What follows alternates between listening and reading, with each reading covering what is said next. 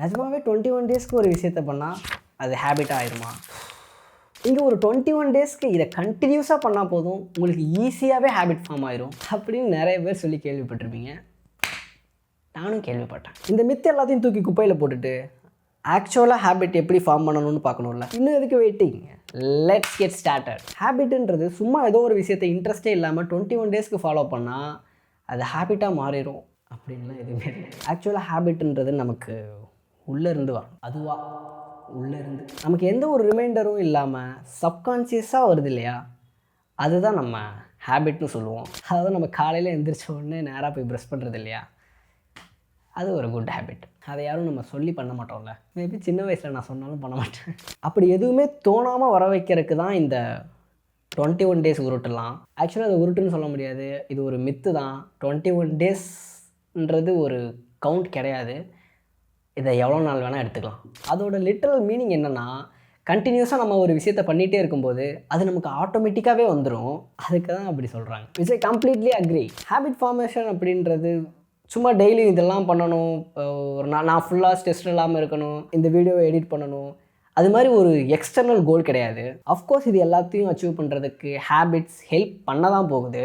But that R not having something, they are about becoming someone. நாம் நம்ம லைஃப்பில் எந்த ஒரு ஹெசிடேட்டும் இல்லாமல் நம்ம உள்ளேருந்து ஒரு விஷயத்தை பண்ணுறோம் இல்லையா, அதுதான் ஹேபிட். ஒரு ஹேபிட்டை ஃபார்ம் பண்ணணுன்னா இப்போ நான் இதுக்கு என்ன பண்ணணும், இல்லை இதை நான் எப்படி பண்ணணுன்றது கொஷின் கிடையாது. இப்போ நான் யாரை மாதிரி ஆகணுன்றது தான் அங்கே கொஷினு. ஒரு நியூ ஹேபிட்டை ஃபார்ம் பண்ணணுன்னா அதுக்கு நம்மளோட ஐடென்டிட்டியை தான் சேஞ்ச் பண்ணணும். ஸோ ஃபர்ஸ்ட் நம்மளோட ஐடென்டிட்டினா என்னென்னு அண்டர்ஸ்டாண்ட் பண்ணணும். அப்புறம் பிலீஃப்னா என்னன்றதும். ஐடென்டிட்டி, பிலீஃப் இது எல்லாமே ஒரே கேட்டகரியில் தான் வரும். ஐடென்டிட்டின்றது நம்ம யாருன்றதை டிஃபைன் பண்ணுறது. செல்ஃப் பிலீஃப்ன்றது நம்ம யாருன்னு நாமளே நம்புறது. நாம் ஒரு விஷயத்தை பிலீவ் பண்ணுறோன்னா ஆக்சுவலாக அந்த பிலீஃபை நம்ம ப்ரூஃப் பண்ணியிருப்போம் நமக்கே. வெயிட் நான் ரொம்ப குழப்பாமல் தெளிவாக எக்ஸ்பிளைன் பண்ணுறேன். நாம் நம்மளை பற்றி நம்புகிற எல்லாமே நம்மளோட பாஸ்ட்டில் எக்ஸ்பீரியன்ஸ் பண்ணது. அது மட்டும் இல்லாமல் அது நமக்கு நாமளே ப்ரூஃப் பண்ணிக்கிட்டதாக தான் இருக்கும். அப்படி இல்லாமல் ஒரு விஷயத்த நாமளே நம்ப மாட்டோம். எனக்கு நைட்லாம் தூக்கமே வரல, ஸோ நான் ஒரு பேட்மேன்னு சொன்னால் நீங்கள் நம்பவா போகிறீங்க? நானே நம்ப மாட்டேன். ஃபார் எக்ஸாம்பிள், நான் இப்போ டெய்லியும் ஜிம் போகிறேன் அப்படின்னா, so I believe that I am a gym person. இப்போ நான் என்னோடய வீடியோவை நான் தான் எடிட் பண்ணுறேன் அப்படின்னா, so I believe that I am a creative person. ஏன்னா இது எல்லாத்துக்குமே என்கிட்ட எவிடன்ஸ் இருக்குது, நான் இதெல்லாம் டெய்லியும் பண்ணுறேன்னு. அன்ஃபார்ச்சுனேட்லி பேட்மேன்னு சொல்கிறதுக்கு என்கிட்ட எவிடன்ஸ் இல்லை, ஏன்னா அது எல்லாமே சீக்ரெட் மிஷன். ஸோ இப்போ உங்களுக்கு புரிஞ்சிருக்கும், you are not born with preset beliefs. Every belief has experienced and proved by yourself. நம்ம டெய்லி ரிப்பீட்டடாக என்ன பண்ணுறோமோ அதுதான் நம்மளோட ஐடென்டிட்டி. ஏன்னா அந்த விஷயத்தை நம்ம டெய்லியும் திரும்ப பண்ணி நமக்கு நாமளே ப்ரூஃப் பண்ணிக்கிட்டனால தான் நம்ம அதை நம்புகிறோம். அதனால தான் அது நம்ம ஐடென்டிட்டியாகவே இருக்குது, சும்மா கிடையாது. Your self belief need evidence. அதனால தான் என் மூலம் நான் பேட்மேன்னு சொன்னாலும் நம்ப மாட்டேங்குதோ என்னமோ தெரியல. இப்போ நீங்கள் உங்கள் ஜோனில் இல்லாமல் ஒரு புதுசாக ஒரு ஹேபிட்டை ஃபார்ம் பண்ணணும் அப்படின்னா, அதாவது உங்கள் ஐடென்டிட்டியை மாற்றணும். உங்கள் ஐடென்டிட்டியை மாற்றணுன்னா new identity require new evidence. Simple. நம்ம ஹேபிட் ஃபார்ம் பண்ணுறது இது எல்லாமே நம்மளோட பெட்டர் வெர்ஷனை ரீச் பண்ணுறது தான்.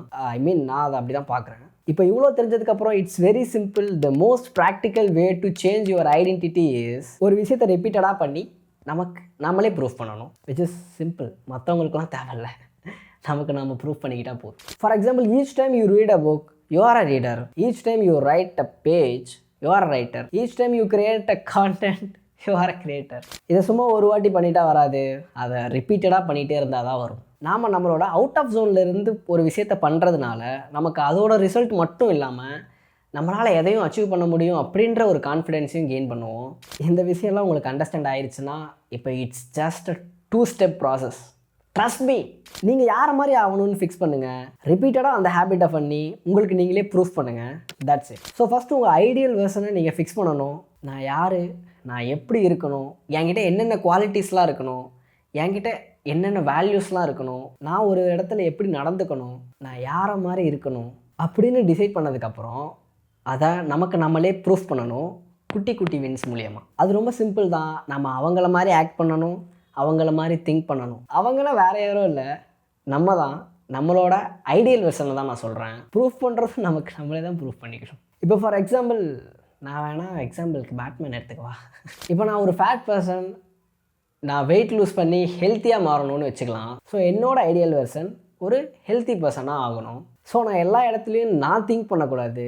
எனக்குள்ளே இருக்கான் இல்லையா அந்த ஐடியல் வெர்சன், அந்த ஹெல்த்தி பர்சன், அவன் தான் திங்க் பண்ணணும், அவன் தான் என்னை கைட் பண்ணணும், நான் அவனை மாதிரி தான் ஆக்ட் பண்ணணும் எல்லா சுச்சுவேஷன்லேயும். ஃபார் எக்ஸாம்பிள் நான் இப்போ ஆஃபீஸ் போகிறேன், ஒரு 3 ஃப்ளோர் ஏறணும்னா உடனே போய் நான் லிஃப்ட்டில் ஏறிடக்கூடாது.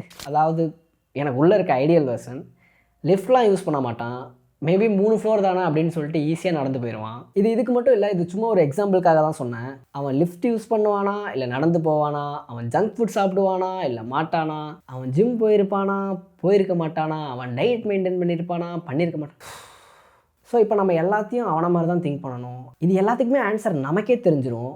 இதை நம்ம இப்போ ஃபாலோ பண்ணால் மட்டும் போதும். இப்போ ஒரு அவுட்கம் ரிசல்ட்டுக்காக நம்ம கஷ்டப்பட்டு ஒரு விஷயத்தை பில்ட் பண்ணுறதை விட நான் என்ன சொல்கிறேன், நீங்கள் அவங்களாவே மாறிடுங்கன்னு சொல்கிறேன். நான் ஆல்ரெடி ஒரு ஹெல்த்தி பர்சன், ஸோ நான் என்னெல்லாம் ஆக்ட் பண்ணுவேன் அப்படின்னு சொல்லி அது மாதிரியே வாழ்ந்துருங்கன்னு நான் சொல்கிறேன். இது எந்த அளவுக்கு உங்களுக்கு புரியுதுன்னு எனக்கு தெரியல. விச் மீன்ஸ் நான் என்ன சொல்ல வரேன்னா, இப்போது இந்த அவுட்கம்மை நோக்கி நான் அச்சீவ் பண்ணுறதை விட அந்த ஐடென்டிட்டியாகவே நம்ம இருக்கணும்னு சொல்கிறேன். பை த வே நான் இந்த அவுட்கம் ஐடென்டிட்டின்னு எதை மீன் பண்ணுறேன் அப்படின்னு உங்களுக்கு தெரியலனா லிங்க் டிஸ்கிரிப்ஷனில் கொடுத்துருக்கேன், அந்த வீடியோவை செக் பண்ணி பாருங்கள். ஐ பட்டன்லேயும் வந்துடும். If you want to change your self, அதுக்கு நீங்கள் நான் இப்போ என்ன பண்ணணும்னு திங்க் பண்ணுறதை விட நான் இப்போ யாரை மாதிரி ஆகணும்னு திங்க் பண்ணுறது தான் அப்படின்னு நான் நம்புகிறேன். அப்படி நீங்கள் திங்க் பண்ணிட்டீங்கன்னா மிச்சம் எல்லாமே அதுவே பார்த்துக்கும். அதை தான் நான் இவ்வளோ நேரம் சொல்லிக்கணும். And thank you so much for வாட்சிங். இந்த வீடியோ உங்களுக்கு வேல்யூபுளாக இருந்திருக்கும்னு நினைக்கிறேன். அப்படி இருந்துச்சுன்னா ஒரு லைக் பண்ணிவிட்டு, இதிலேருந்து உங்களுக்கு ஏதாவது தெரிஞ்சிருக்கு, நான் என்னோடய ஹேபிட்டை சேஞ்ச் பண்ணுறதுக்கு ஏதாவது ஒன்று கிடச்சிருக்குன்னா அதை கமெண்டில் சொல்லுங்கள். அதே மாதிரி நீங்கள் எந்த ஹேபிட்டை ஃபார்ம் பண்ண போகிறீங்கன்னு அதையும் கமெண்டில் சொல்லுங்கள். அப்புறம் இந்த வீடியோ உங்களுக்கு யூஸ்ஃபுல்லாக இருந்துச்சுன்னா என்னை ஃபாலோ பண்ண மறந்துடாதீங்க. நான் உங்களை நெக்ஸ்ட் வீடியோவில் பார்க்குறேன். பாய்.